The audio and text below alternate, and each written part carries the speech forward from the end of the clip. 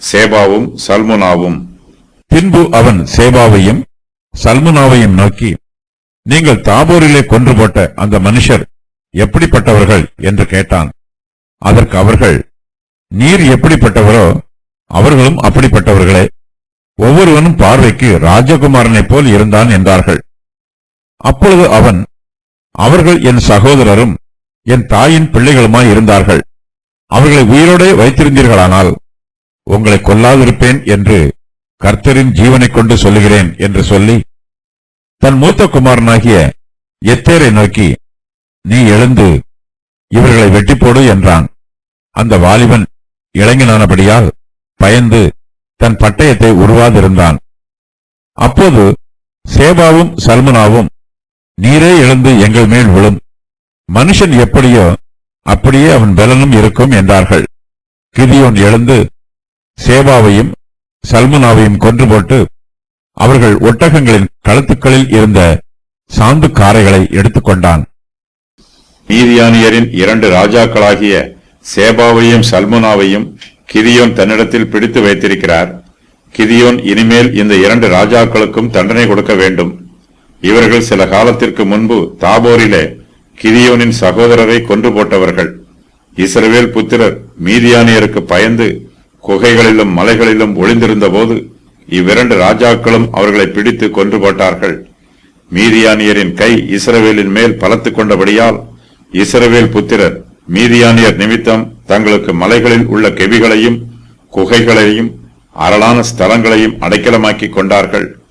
தாபோர் மலையிலே ஒளிந்திருந்த இஸ்ரவேல் புத்திரர் வாலிபர்கள் மீதியானியரின் 2 ராஜாக்களாகிய சேபாவும் சல்முனாவும் தாபோர் மலையிலே ஒளிந்திருந்த இஸ்ரவேல் புத்திரரை தேடி கண்டுபிடித்து அங்கே அவர்களை கொன்று போட்டார்கள். இஸ்ரவேல் வாலிபராக இருந்தாலும் மீதியானியர் அவர்களுக்கு இரக்கம் காண்பிக்கவில்லை. சேபாவும் சல்முனாவும் இஸ்ரவேல் புத்திரருக்கு விரோதமாக செய்த தீங்குகளை கிதியோன் அவர்களிடத்தில் விசாரிக்கிறார். கிதியோன் சேபாவையும் சல்முனாவையும் நோக்கி, நீங்கள் தாபோரிலே கொன்று போட்ட அந்த மனுஷர் எப்படிப்பட்டவர்கள் என்று கேட்கிறார். அதற்கு அவர்கள், நீர் எப்படிப்பட்டவரோ அவர்களும் அப்படிப்பட்டவர்களே, ஒவ்வொருவனும் பார்வைக்கு ராஜகுமாரனைப் போல் இருந்தான் என்று சொல்லுகிறார்கள். சேபாவும் சல்முனாவும் கொலை குற்றம் செய்திருக்கிறார்கள். தாங்கள் செய்த கொலையை தங்களுடைய வாயின் வார்த்தைகளினால் வாக்குமூலம் கொடுக்கிறார்கள். கிதியோன் நீதியுள்ள நியாயாதிபதி. சேபாவும் சல்முனாவும் மீதியானியரின் ராஜாக்களாக இருந்தாலும் கிதியோன் அவர்கள் இருவருக்குமே நீதியான தண்டனை கொடுக்கிறார். கிதியோன் சேபாவையும் சல்முனாவையும் நோக்கி, அவர்கள் என் சகோதரரும் என் தாயின் பிள்ளைகளுமாய் இருந்தார்கள். அவர்களை உயிரோடு வைத்திருந்தீர்களானால் உங்களை கொல்லாதிருப்பேன் என்று கர்த்தரின் ஜீவனை கொண்டு சொல்லுகிறேன் என்று சொல்லுகிறார். கிதியோன் அவர்கள் இருவருக்கும் மரண தண்டனை கொடுக்கிறார். சேபாவும் சல்முனாவும் கிதியோனின் 2 சகோதரரை கொன்று போடுகிறார்கள். அதற்கு பழி வாங்குவதற்காக கிதியோன் இவ்2 ராஜாக்களையும் கொன்று போடுகிறார். சேபாவையும் சல்முனாவையும் பட்டயத்தினால் வெட்டும் பொறுப்பை கிதியோன் தன்னுடைய மூத்த குமாரனாகிய எத்தேரிடம் ஒப்புக் கொடுக்கிறார். கிதியோன் எத்தேரிடம், நீ எழுந்து இவர்களை வெட்டி போடு என்று சொல்லுகிறார். ஆனால் எத்தேரோ ஒரு வாலிபனாகவும் இளைஞனாகவும் இருக்கிறான். அவன் சேபாவையும் சல்முனாவையும் பட்டயத்தினால் வெட்டி போடுவதற்கு பயப்பட்டு தன் பட்டயத்தை உருவாதிருக்கிறான். கிதியோனுக்கு கற்பப்பிறப்பான குமாரர் 70 பேர் இருக்கிறார்கள்.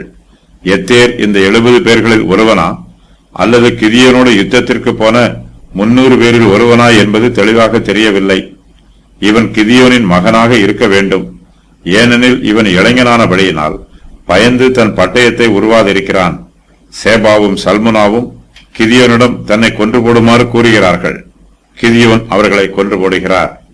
கிதியோனின் மூத்த குமாரன் தங்களை கொன்று போட பயப்படுவதை சேபாவும் சல்முனாவும் பார்க்கிறார்கள். தங்களுக்கு மரண தண்டனை நிச்சயம் கொடுக்கப்படும் என்பது அவர்கள் இருவருக்கும் நன்றாக தெரியும். அவர்கள் மரணத்திற்காக காத்திருக்கிறார்கள். தண்டனை சீக்கிரத்தில் நிறைவேற்றப்பட்டால் மரண வேதனைகளை சீக்கிரத்தில் அனுபவித்து செத்துப்போய் விடலாம் என்று அவர்கள் எதிர்பார்க்கிறார்கள். அப்பொழுது சேபாவும் சல்முனாவும் கிதியோனிடம், நீரே எழுந்து எங்கள் மேல் விழும், மனுஷன் எப்படியோ அப்படியே அவன் பலனும் இருக்கும் என்று சொல்லுகிறார்கள். அப்பொழுது கிதியோன் எழுந்து சேபாவையும் சல்முனாவையும் கொன்று போடுகிறார். கிதியோன் அவர்கள் ஒட்டகங்களின் கழுத்துக்களில் இருந்த சாந்து காரைகளை எடுத்துக் கொள்கிறார். சாந்து காரைகள் என்பது ஒட்டகங்களின் கழுத்துகளில் அணியப்பட்டிருக்கும் ஆபரணம். ஏசாயா 3:18 வசனத்தில் இது பிறைச்சிந்தாக்கள் என்று அழைக்கப்படுகிறது.